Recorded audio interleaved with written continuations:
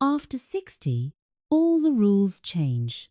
Not because you are getting older, but because you are becoming more refined. Your eye is sharper, your presence is stronger, and your wardrobe needs to reflect that transformation. The blouses that worked beautifully in your 40s no longer create the same effect, not because they are wrong, but because your body's structure has changed. Your coloring is different. Your proportions have evolved. And that is exactly why these secrets are so powerful. They are not about hiding or fixing. They are about understanding a new geometry of elegance. The first secret lies in a very small number that can completely transform your appearance. 3 inches. Many women never realize that the difference between a flattering blouse and an unflattering one often comes down to exactly 3 inches. Professionals call this the tertiary proportion zone. It is the space between the hem of your blouse and the waistband of your pants or skirt. When this distance is off, even by 2 or 3 inches, your entire silhouette becomes unbalanced. Your legs look shorter. Your upper body looks boxy. The overall harmony disappears. But when that distance is right, something remarkable happens. Your legs appear longer, your waist looks defined, your proportions suddenly resemble those seen in fashion magazines. For most women over 60, the ideal blouse length ends exactly 3 inches below the natural waist. Not at the waist, not at the hip, but 3 inches below the natural indentation of the body. This position creates what designers call the golden ratio. It provides enough coverage to feel comfortable, while creating an optical illusion that lengthens the lower body. You can test this immediately. Stand sideways in front of a full-length mirror. Place your hand 3 inches below your natural waist. That is where the hem of your blouse should fall for the most flattering effect. If your blouse is longer, do not discard it. Use a front tuck technique. But here is the detail few people mention. Do not tuck in the entire front. Tuck only the center front section. Let the sides fall naturally. This creates a soft V shape that draws the eye vertically, making the entire silhouette look taller and slimmer. This 3-inch rule is used by every high-end stylist. Once you see it, you will never look at blouse length the same way again. The second secret lies in the most overlooked area of all, the shoulders.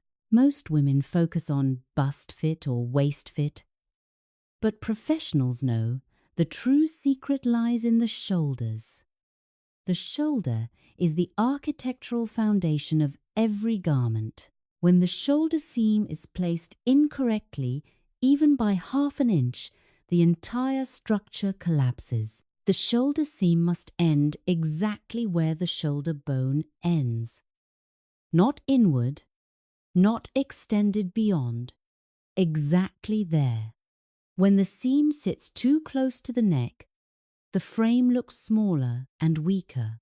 When it extends past the shoulder, the blouse appears droopy, making you look tired even when you are not. Stylists call this the power point.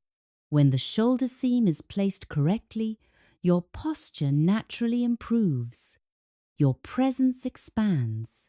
You occupy space in a completely different way, more grounded and more confident. Checking is simple. Put on the blouse and raise your arms to shoulder height. A correct shoulder seam will stay in place without pulling forward or sliding backward. If it moves, the fit is wrong. And here is an alteration secret few outsiders know.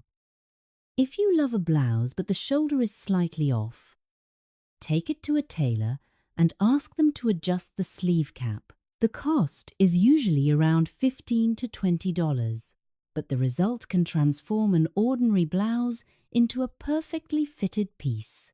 In high fashion, the shoulder rule is non-negotiable. Once you master this, every blouse in your closet will instantly look more expensive. The third secret involves a technical specification luxury brands use but never advertise: fabric weight. The fashion industry measures fabric weight in GSM, grams per square meter. And after 60, this measurement becomes critical to how elegant you look. Fabrics that are too light tend to cling, wrinkle easily, and reveal every unwanted line. Fabrics that are too heavy appear stiff and overwhelming. The ideal range for blouses after 60 is one that drapes softly, holds its shape, and does not cling to the body. Stylists test this by crushing the fabric in their hand and releasing it. Good quality fabric springs back into shape. Cheap fabric stays wrinkled. Another method is holding the fabric up to natural light. If you can clearly see your hand through it, the fabric is too thin for elegant dressing at this stage of life. What you want is opacity with softness. Fabric composition also matters. Natural blends such as cotton modal, silk cotton, or ponte knit with a small amount of elastane are the most flattering for mature skin. Pure polyester, no matter how polished it looks, reflects light in a way that makes it appear cheap. When you start paying attention to fabric weight, you will immediately understand why some blouses keep you looking polished all day while others fall flat. The fourth secret is closest to the face, yet most often overlooked: the neckline. In professional fashion, there is a clear mathematical relationship between the neckline and the face. This is called facial framing. The depth of a neckline should be proportional to the distance from the collarbone to the chin. For most women over 60, the ideal depth is between 3 and 5 inches below the collarbone. This opening lengthens the neck while remaining elegant and refined. But depth is only half the story. Shape determines presence. V-necks create vertical lines that elongate the face. Round necklines soften horizontally. Boat necks emphasize the shoulders and broaden the upper body. Fashion editors choose necklines based on face shape. If you have a long, narrow face, you need horizontal balance. Boat necks, square necklines, and wide scoops restore proportion. If your face is round or wide, vertical lines are key. V-necks, U-necks, and open collars create length and balance. An advanced technique is layering necklines. A V-neck blouse under a round neck cardigan adds depth and photographs beautifully. The neckline is the frame for your face.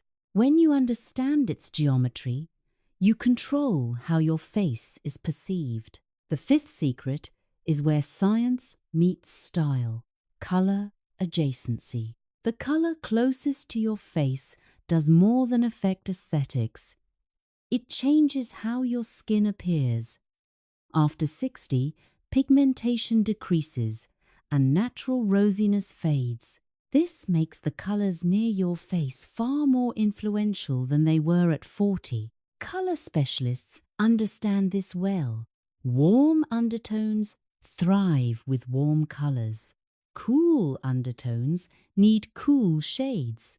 If your skin has golden or peach tones, colors like warm cream, camel, soft coral, and muted gold make your skin glow. Stark white, icy blue, and pure black can drain your complexion. If your skin has pink or blue undertones, soft grey, powder blue, lavender, and cool white brighten your appearance. Orange, mustard, and warm brown can make your skin look sallow. Here is the stylist's secret. You can wear any color anywhere on your body, except near your face. If you love a color that does not suit your complexion, wear it as pants or a skirt. And pair it with a blouse in your best color. A practical trick is the selfie test. Take a photo in natural light. If your eyes go to your face first, the color is right. If the blouse draws attention first, the color is wrong. The sixth secret involves something most women never notice: seam placement. For designers, seams are not just construction lines. They guide the eye, and after 60, seam placement becomes essential. Vertical seams create height, horizontal seams create width. Diagonal seams create movement. The most flattering blouses for mature women feature princess seams that run vertically from the shoulder or armhole over the bust and down to the hem. These seams create shaping without darts and visually lengthen the body. Horizontal seams across the widest part of the body cut the silhouette in half, making you appear shorter and wider. An advanced option is asymmetrical seam placement.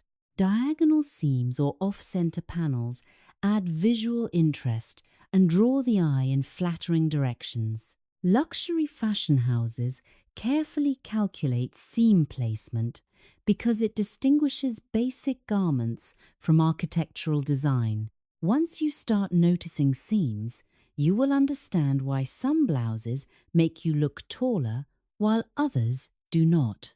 The seventh secret is the final quality test: the hem and the cuffs. Professional garment makers can identify quality instantly by examining the hem and cuffs. A well-made blouse has a flat hem, fine stitching, no puckering, and no visible threads. The edge lies smoothly and stays in place. Cheap blouses often have thick, visible stitching, raw finishes, or hems that ripple after washing. Cuffs follow the same rule. Quality cuffs have structure without stiffness. They lie flat and button smoothly. A simple test is to turn the blouse inside out. If the inside looks almost as clean as the outside, the garment is well made. If you see frayed edges, loose threads, and messy stitching, cost cutting was involved. Here is the final alteration secret. If you love a blouse but the hem finish is poor, take it to a tailor. A hand-rolled hem or Hong Kong finish can elevate the entire garment for a small cost. These 7 secrets are not styling tricks. They are the technical foundation of elegant dressing. The 3-inch rule creates perfect proportions. Correct shoulders build structural confidence. Fabric weight determines quality. Necklines frame the face. Color adjacency enhances skin tone. Seam placement guides the eye, and hems and cuffs confirm craftsmanship. When you understand these principles, the way you shop changes completely. You walk into a store and immediately recognize what is worth your money. You stop making emotional purchases. You begin building a wardrobe where every piece works together and makes you look calm, confident, and refined. That is how women who always look elegant dress. Not with more money, but with more knowledge. I'll see you in the next video. Please like and leave a comment.